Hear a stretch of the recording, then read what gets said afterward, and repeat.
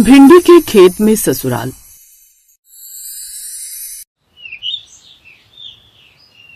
ये भिंडी का खेत मेरी ससुराल है। वो सामने जो छोटी सी झोपड़ी है खेत में। शादी के बाद क्या मैं उस घर में रहने वाली हूँ? बिल्कुल नहीं, मैं तो कभी भी इस घर में शादी नहीं कर सकती। मेरी ससुराल भिंडी के खेत में नहीं होगी। मैंने ऐसे सपने कभी नहीं देखे थे। पर दीदी, अगले हफ्ते आपकी शादी है, ऐसे अचानक मना कर रही हो? आप जानती हो ना पिताजी की गोपाल ने कितनी मदद की है। जब गुंडे पिताजी से कर्जा मांगने आए थे तब गोपाल ने अपनी जोड़ी हुई जमा पूंजी देकर पिताजी की मदद की थी। अब गोपाल के पास सिर्फ ये भिंडी का खेत ही बचा है। गोपाल के आधार को देखते हुए पिताजी ने आपकी शादी तय की ताकि आप खुश रहो। अरे खुश मैं खाक रहूंगी, इस भिंडी के खेत में रहते हुए मैं खुद भिंडी बन जाऊंगी। समझ ही नहीं आ रहा क्या करूं। मेघा दीदी, कहीं गोपाल के परिवार वाले झोपड़ी से बाहर ना आ जाए। किसी ने हमें देख लिया तो अच्छा नहीं लगेगा। 2 दिन बाद आप दुल्हन बनने वाली हो, आपको यहीं आना है। लोग कहेंगे कि होने वाली बहू शादी से पहले यहाँ ससुराल के आसपास घूम रही है। चलो घर चलते हैं।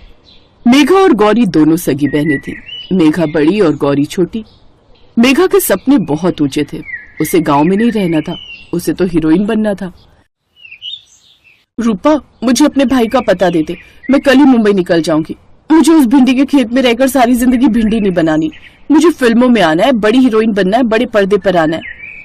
चिंता मत कर, मैंने जग्गू भैया से बात कर ली है। वो तुझे मुंबई रेलवे स्टेशन पर मिल जाएंगे। कल की गाड़ी है शहर से, तो सुबह सुबह निकल जाना। और हाँ, साथ में कुछ रुपए और जेवर भी लेती जा। ये ले नया मोबाइल, जग्गू भैया ने भिजवा दिया है। अब तो इसी मोबाइल से भैया से बात करती रहना। यहाँ मैं सब संभाल लूंगी। मेघा ने सोच लिया था कि वो शादी नहीं करेगी और भाग जाएगी, और ऐसा ही हुआ। शादी के दिन सुबह के समय सब तैयारियों में लगे हुए थे, पर मेघा तो भाग चुकी थी। गौरी, मेघा बहुत देर से दिखाई नहीं दे रही। कहाँ है वो? उसको हल्दी लगनी है। पता नहीं माँ, मैं भी बहुत देर से दीदी को ही ढूंढ रही हूँ। जानकी चाची, मेघा भाग गई। ये देखो, मुझे चिट्ठी देकर गई है। मैंने उसे रोकने की बहुत कोशिश की पर वो रुकी ही नहीं। बोली मैं मुंबई जा रही हूँ फिल्मों में काम करने। क्या मेघा शादी छोड़कर भाग गई? हे भगवान, ये तूने क्या कर दिया? मेघा हमारी इज्जत को नीलाम करके कहाँ चली गई तू? इतना अच्छा लड़का है गोपाल, कितनी मदद की उसने हमारी। उसके अच्छे व्यवहार को देखते हुए ही मैंने मेघा की शादी उसके साथ तय की थी। सारे रिश्तेदार आने वाले हैं। गोपाल के घर डोली नहीं गई तो उसकी कितनी बदनामी होगी। नहीं नहीं, ऐसा कभी नहीं होगा। जानकी और रामदीन फूट फूट कर रोने लगे। गौरी से उनका दर्द देखा नहीं गया। बापू, आप चिंता मत करो, आपकी और गोपाल जी की इज्जत पर कोई आंच नहीं आएगी। मैं गोपाल जी से शादी करूंगी। आप उन्हें समझा दो, मुझे लगता है वो आपकी बात को समझ जाएंगे। जीती रह मेरी बच्ची, भगवान तुझे सारी खुशियां दे। जानकी, देखा, हमारी दोनों बेटियों में जमीन आसमान का फर्क है। एक हमारी इज्जत उछाल कर चली गई और दूसरी हमारी इज्जत बचाने का प्रयास कर रही है। मैं अभी जाकर गोपाल और उसके परिवार वालों से बात करता हूँ।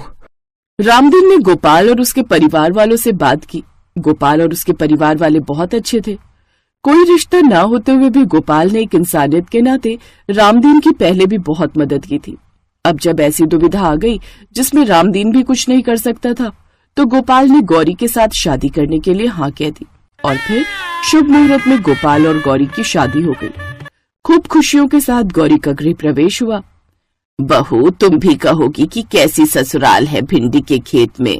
इस छोटी सी झोपड़ी में तुम्हें रहना पड़ेगा। माँ जी, आप लोगों का दिल इतना बड़ा है।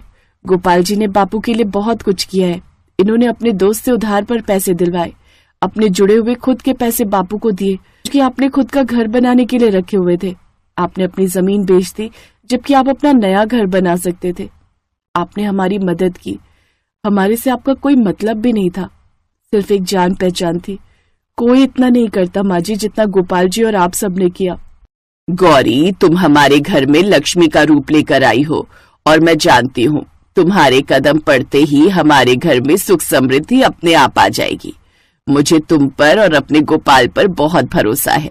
गोपाल बेटा, कुछ दिनों के लिए शहर घुमाओ, फिर उसके बाद तुम काम में लग जाओगे। बहू के साथ थोड़ा समय बिताओ, तभी तुम दोनों एक दूसरे को ज्यादा जानोगे। ठीक है माँ, जैसा गौरी को ठीक लगे।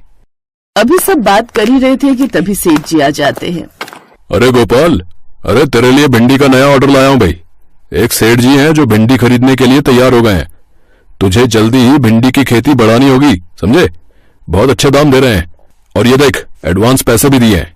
मैंने अपना मुनाफा रख लिया है, बाकी तू रख। गोपाल की माँ तू सही कहती थी। हमारे घर में तो सचमुच जो है लक्ष्मी आई है। सेठ जी कितना बड़ा ऑर्डर लेकर आए हैं भिंडी का, देखो। हाँ, तुम सही कह रहे हो। गौरी सचमुच लक्ष्मी बनकर आई है। गोपाल बेटा, तुम लोग घूम कर आ जाओ, फिर उसके बाद ये ऑर्डर। जानकी बहन, ऑर्डर तो जल्दी जल्दी पूरा करना है। अभी जितनी भी खेत में भिंडी आई है वो सारी तुम्हें 2 दिन में ही पैक करके भेजनी है। माँ जी, पहले काम जरूरी है, हम फिर बाद में कभी घुमाएंगे। हमें ये ऑर्डर हाथ से जाने नहीं देना। मैं भी भिंडी तोड़ने में आप लोगों की मदद करूंगी। हम सब बहुत जल्दी इस ऑर्डर को पूरा कर देंगे। गौरी की बात सुनकर सबके चेहरों पर खुशी आ जाती है। गौरी का स्वभाव बहुत अच्छा था। उसने बहुत ही मेहनत के साथ अपने ससुराल वालों की पूरी मदद की।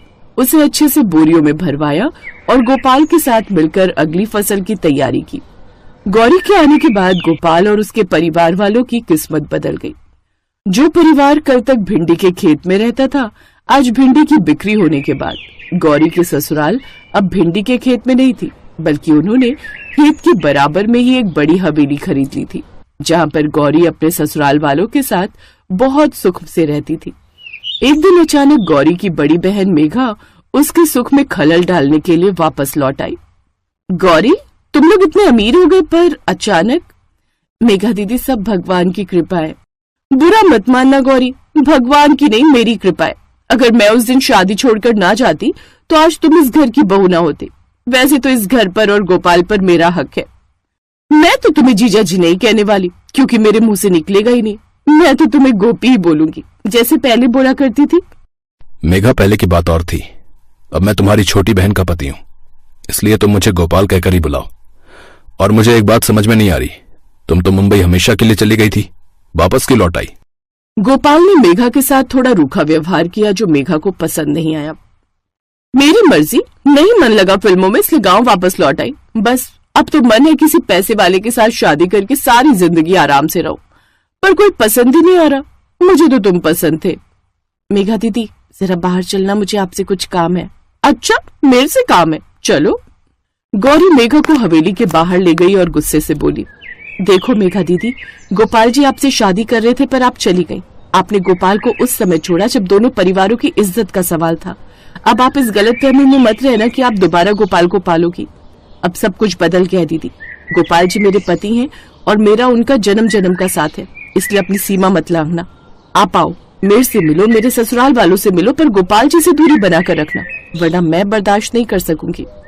हाँ हाँ, तो मैं कौन सा तेरे गोपाल से चिपक रही हूँ? मुझे गोपाल से भी पैसे वाला लड़का मिल जाएगा।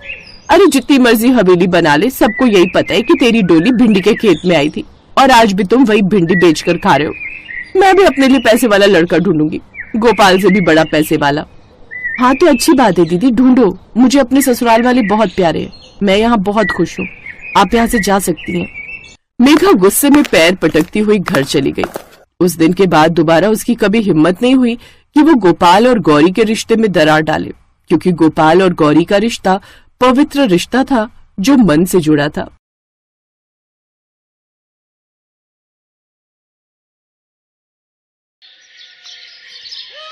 हाय, मेरा बचपन से सपना था कि जब मैं सुबह सोकर उठूं तो सामने नदी में समुद्र या झील दिखे, लेकिन यहाँ तो खिड़की खोलते ही जग्गू हलवाई की दुकान दिखती है और उसकी दुकान में भिन भिनाती है मक्खियों का झुंड। बेटी उठ गई तो चल अब नहा भी ले, देख सूरज सर पर आ गया है। सूरज का तो पता नहीं, लेकिन ये जग्गू हलवाई अपनी बड़ी बड़ी मूछें लिए जरूर सामने खड़ा है। माँ, तुम्हें कितनी बार कहा है सुबह सुबह ये खिड़की मत खोला करो, इसे ऐसे खोल देती हो जैसे सामने गोवा का समुंदर बह रहा हो।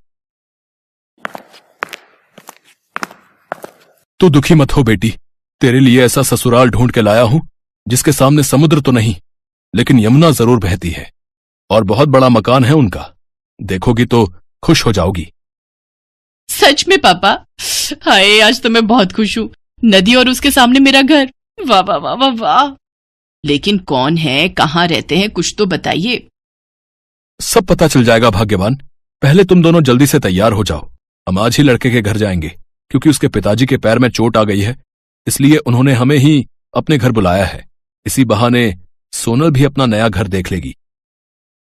कुछ देर बाद वो सभी लड़के वालों के घर पहुंच जाते हैं। घर सच में बहुत बड़ा होता है। वाह वाह, कितना बड़ा और सुंदर घर बना रखा है। तभी लड़के के पिता उससे बोले, वो क्या है ना बहन जी, पहले तो ये थोड़ी जगह मेरे पिताजी को मिली थी, लेकिन फिर परिवार आगे बढ़ता रहा तो घर भी और आगे बढ़ता रहा। बहन जी, आप यूं समझ लीजिए कि ये सारा घर हमारा ही है। क्या हमारा है? सारा तो अवैध कब्जा कर रखा है।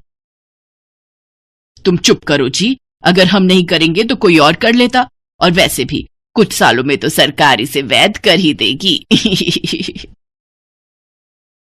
उधर सोनल उदित के साथ ऊपर वाले कमरे का व्यू देखकर खुश हो रही थी। देखो क्या मस्त व्यू दिखता है हमारे कमरे से। अरे लोग तो मरते हैं शहरों में ये गोवा वाली फीलिंग लेने के लिए। बिल्कुल सही कहा जी, मुझे तो ये रिश्ता मंजूर है। क्या मैं आपको पसंद हूं? आप भी मुझे बहुत पसंद हैं। दोनों शादी के लिए हाँ कर देते हैं, लेकिन घर आकर सोनल के मम्मी पापा इस रिश्ते के लिए तैयार नहीं थे। तुमने देखा ना कि उन लोगों ने कैसे यमुना जी पर कब्जा किया हुआ है। मुझे कुछ नहीं पता, मैं तो उसी घर में जाऊंगी। आई बड़ी, उसी घर में जाऊंगी। यहाँ तो तेरे एक बाल्टी पानी ही उठाने में हाथ दुखते हैं। भगवान न करे अगर कभी वहां पानी भर गया तो तू इतना पानी कैसे निकालेगी? हाँ, लेकिन सोनल उनकी एक नहीं सुनती। उसे तो बस वही कमरा चाहिए था जहां से रिवर व्यू दिखे। फिर बच्चों की जिद के आगे माँ बाप को झुकना ही पड़ता है। और फिर उदित और सोनल की शादी हो जाती है। अरे बहू, अब नीचे भी आ जा। सारा दिन कमरे में बैठी बैठी बस ये रिवर व्यू ही देखती रहती है। इस कमरे से व्यू कितना सुंदर लग रहा है। यहाँ तो मुझे ऐसा लग रहा है जैसे मैं गोवा के होटल रूम में हूँ। पर काश यहाँ रूम सर्विस भी हो जाती। फिर सोनम घर के कामकाज में लग जाती है। अगले दिन उसकी सास उसे अपने साथ यमुना घाट पर कपड़े धोने ले जाती है। वाह, कितना मजा आ रहा है। कपड़े धोने के बाद वो सारा साबुन वाला गंदा पानी यमुना नदी में बहा देती है। तभी कुछ बच्चे जो वहां खेल रहे थे वो उनसे कहते हैं, छी, ये आप क्या कर रहे हो? आपने इसे गंदा क्यों कर दिया? ये अच्छी बात नहीं है। अरे जा जा आया बड़ा। तभी अचानक से बादलों की तेज गड़गड़ाहट शुरू हो जाती है और दोनों सास बहू घर आ जाती हैं। हे भगवान, ये बारिश तो बहुत तेज हो रही है। हाँ, मजा आ रहा है ना? आप रुकिए, मैं आपके लिए गर्मा गर्म पकौड़े और चाय बना कर लाती हूँ। फिर रिवर व्यू में पड़ रही बारिश को बड़े मजे से देखेंगे।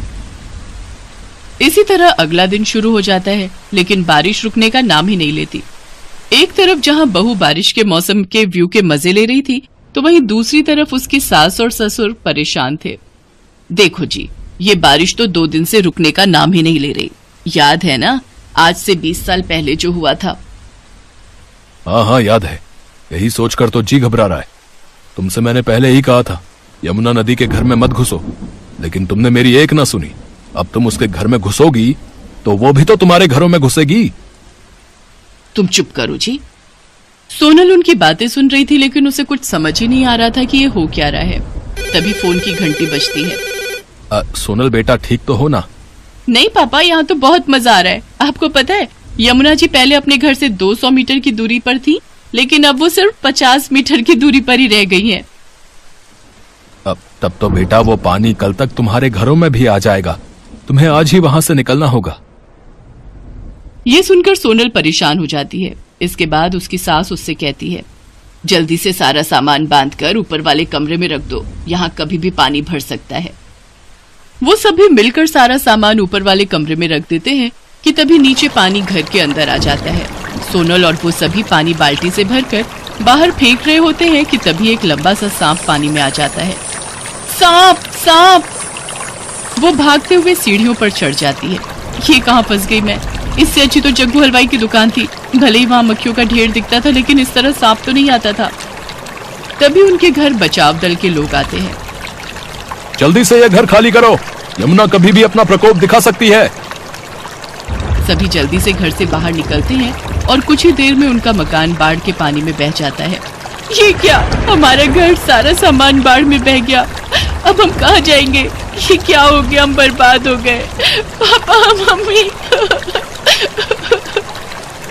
तभी सोनल डूबते हुए घर की तरफ भागती है, लेकिन उसका पति उसे पकड़ लेता है। मेरी शादी की सीडी, एल्बम, मेरी शादी का जोड़ा और मेरे गहने। सोनल, जान है तो जहान है, छोड़ो अब वो सब। वहीं खड़ी सोनल की सास वो सब चुपचाप देख रही थी, क्योंकि वो भली भांति जानती थी कि उसने जो यमुना के घर में घुसने की गलती की थी उसकी सजा तो उन्हें मिल रही थी। लेकिन बेचारी सोनल, जो नई नई शादी करके अपने सपनों के घर रिवर व्यू का मजा लेने आई थी, उसका वो सपना पल भर में चकनाचूर हो गया और वो बाढ़ का पानी सामान के साथ साथ उसके सपनों को भी बहा कर ले गया।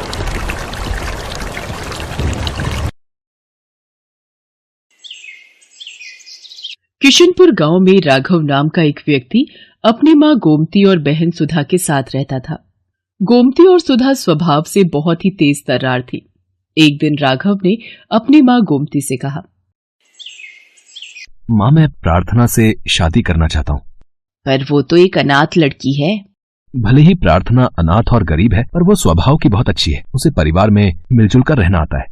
माँ, भैया ठीक ही तो कह रहे हैं। आपको भी तो ऐसी ही बहू चाहिए थी जो आपकी और इस घर की देखभाल करे। भैया आप चिंता मत करो, माँ इस शादी के लिए मना नहीं करेंगी। आखिर वो आपसे कितना प्यार करती हैं।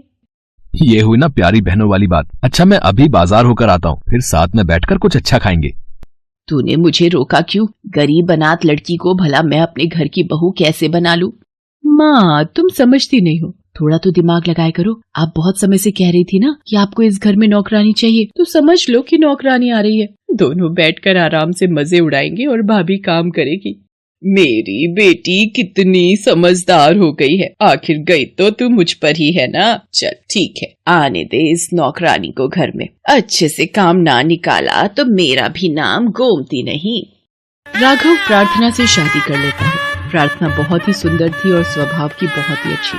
न जाने कितने अरमान लेकर प्रार्थना शादी करके ससुराल आई थी, पर उसे नहीं पता था कि उसकी सास और ननद उसके साथ नौकरानियों जैसा व्यवहार करेंगी। क्या हुआ माँ, खाना लाने में इतनी देर कैसे लगा रही हो? मुझे काम पर जाना है, देर हो रही है। मैंने प्रार्थना बहू को मना किया था कि तू अभी रहने दे, अभी तुझे रसोई के बारे में कुछ भी नहीं पता, पर उसने भी जिद कर ली थी। मैं देख कर आती हूँ कि वो क्या कर रही है। माँ जी, मैं बस खाना लाई रही थी। आपने कटहल की सब्जी बोली थी ना, तो उसे साफ करने में समय लग गया। लाओ मुझे दे दो, मैं राघव को दे देती हूँ। तुम थोड़ी देर कमरे में जाकर आराम कर लो। क्या हुआ माँ, खाना तुमने बनाया है? हाँ, वो कटहल की सब्जी तुझे पसंद है ना, पर वो प्रार्थना बहू को बनानी नहीं आती, इसलिए मैंने ही बना दी। चल बैठकर खा ले।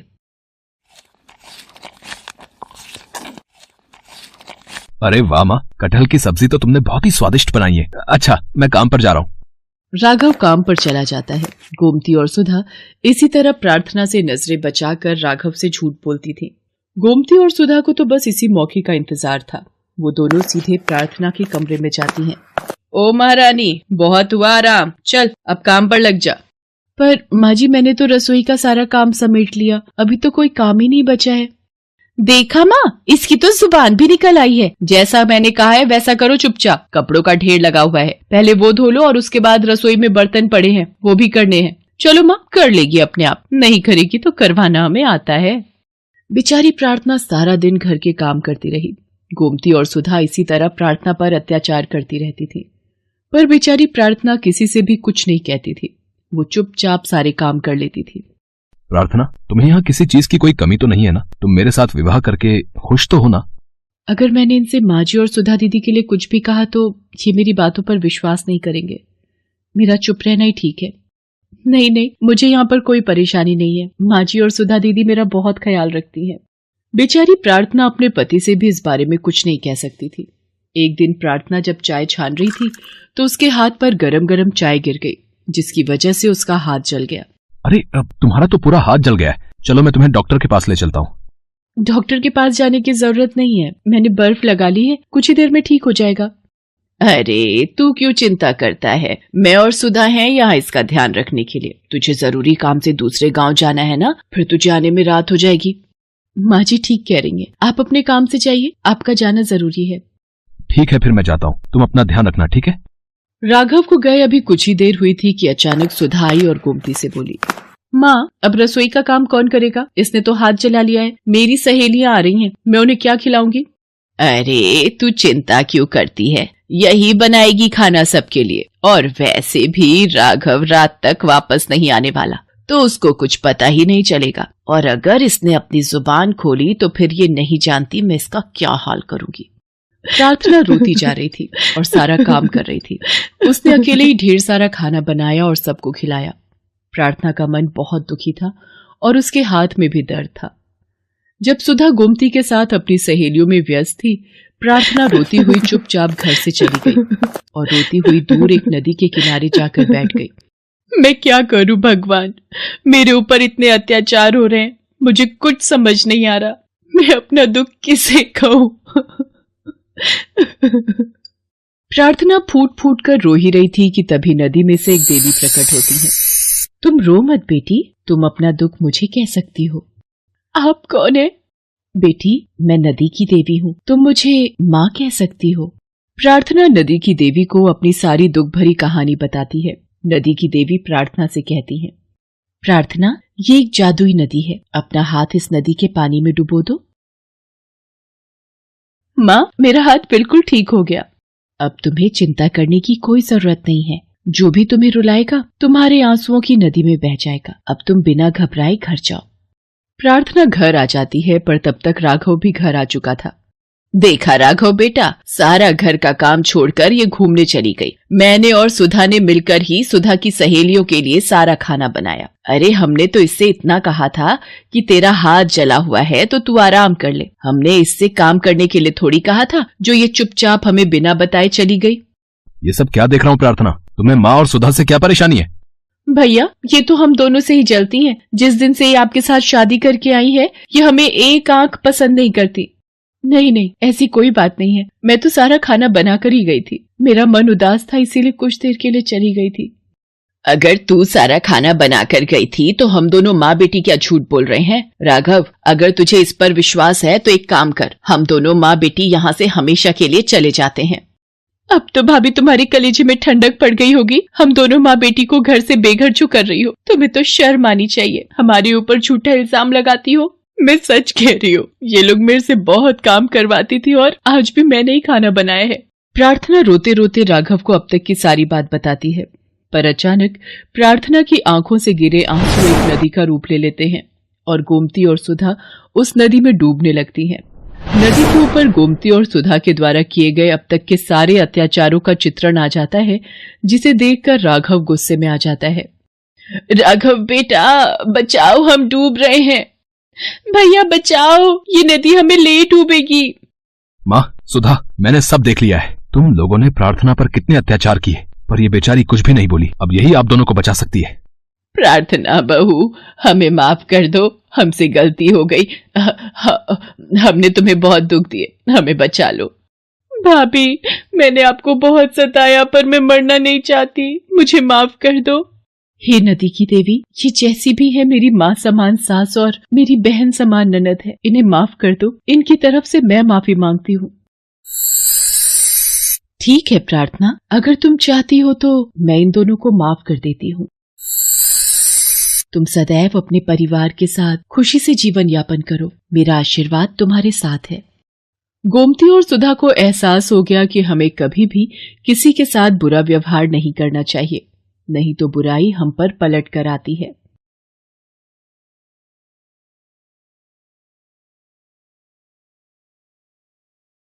Best buddies. Hello friends. Thanks for watching this video. अगर आपको ये वीडियो पसंद आया है तो प्लीज लाइक, सब्सक्राइब, कमेंट्स करें इस वीडियो पर और हाँ, शेयर करना भी ना भूलें। और भी मजेदार वीडियो देखने के लिए नीचे दिए गए बेल आइकॉन को दबाएं। देखते रहिए बेस्ट बडीज।